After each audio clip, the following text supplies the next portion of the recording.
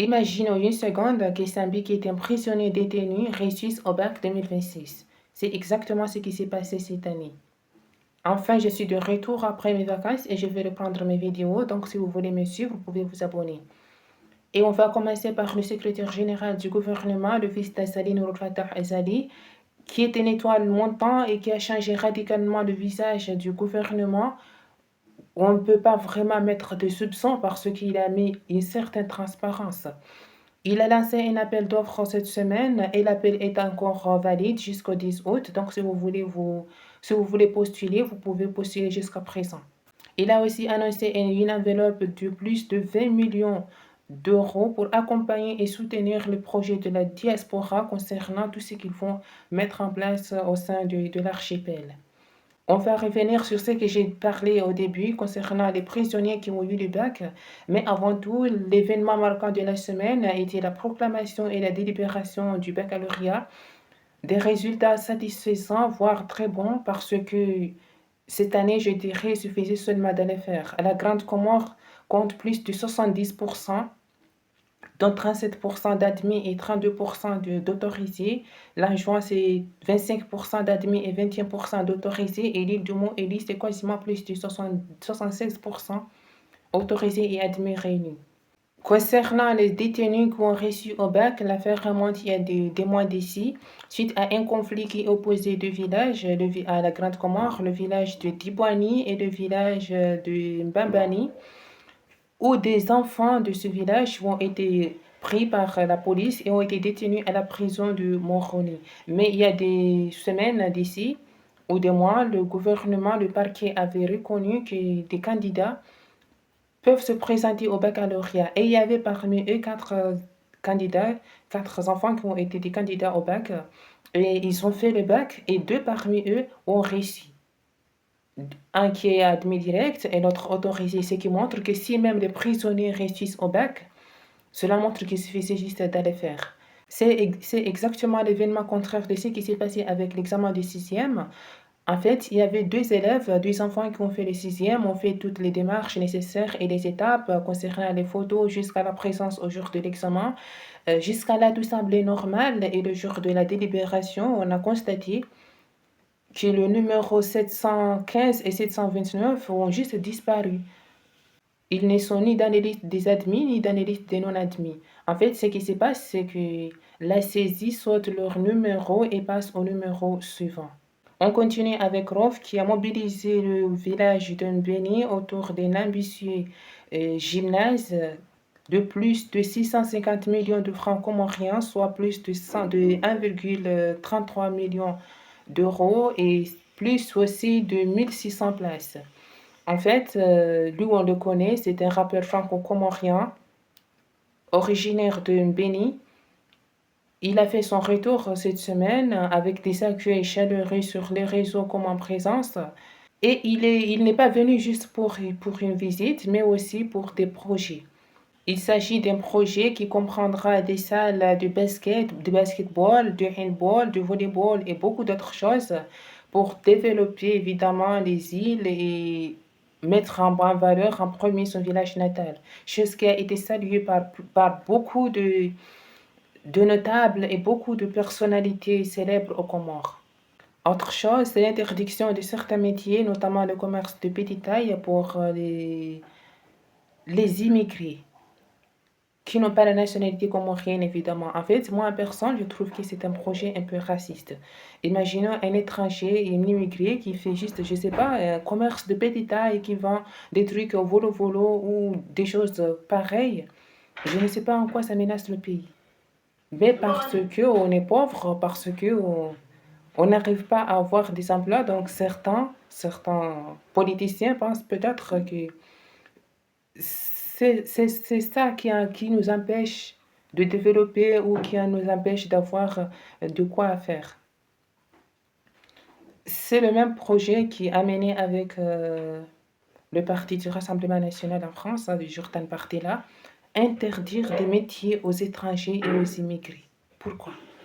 On continue avec le président de la Fédération comorienne de football, Saïd Ali Saïd Atouman, qui dit qu'il va réfléchir concernant la proposition du président de la FIFA, Gianni Infantino, concernant la création et la vente d'une société commerciale privée de la FIFA. En fait, il s'agit d'un projet qui vise à vendre une partie de la FIFA ou de choses pareilles à des investisseurs privés proches de Donald Trump, évidemment, afin de générer plus de revenus. Le président des Comores, lui, il accepte parce que on lui propose que s'il accepte ou si le projet se réalise, il aura plus de 3,7 millions d'euros. Et lui, il a déclaré que l'objectif, c'est de se faire de fric le plus rapidement possible. Et nous n'avons pas, même aucun sponsor, nous n'avons pas d'argent. Si j'ai été président d'une fédération européenne ou qui a d'argent, peut-être j'aurais refusé, mais à ce stade, je dois au moins réfléchir. Même chose pour le président de la CAF, qui dit aussi qu'il va réfléchir, mais des associations comme l'UEFA ou la CONCACAF ont catégoriquement refusé. Et d'ailleurs, je pense que le projet va tomber à l'eau.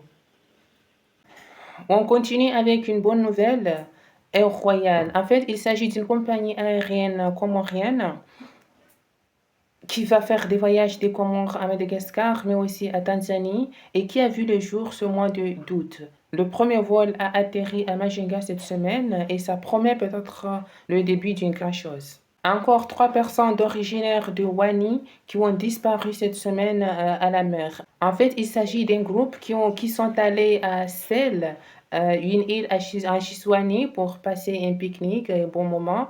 Et lors de leur retour, ils ont pris évidemment la vedette et ils sont confrontés à une mauvaise mer, je veux dire, et ainsi une vague gigantesque les a bousculés et ils sont chavirés. Les autres sont hospitalisés, mais les 3 parmi eux ont disparu jusqu'à présent. On va parler de Ada. Ada, vous le connaissez déjà, les Français ont l'habitude de l'appeler grand mariage. Ça se fait généralement en Grande Comore. Je ne sais pas si dans les autres îles ça se fait aussi. Docteur Ismaël Houdin Saïd, un docteur qui travaille à El Marouf de Moroni, parce que maintenant on se rapproche de la période des Ada. Il affirme que pendant cette période, et même pendant la période de l'Aïd, les AVC augmentent de plus ou d'environ 30%. Surtout pour les personnes âgées de plus de 65 ans qui souffrent déjà des maladies telles que l'hypertension ou le diabète, ainsi d'autres. Déjà, moi, je ne suis pas hyper fan de cette tradition d'Irada, c'est juste du gaspillage d'argent, mais ça peut susciter de curiosité à savoir si on doit étudier ceci, parce que si Irada est l'objet de plus de 30% d'AVC pendant sa période, qui dure environ jusqu'à 4 mois, oui, ça donne l'intérêt de chercher à savoir.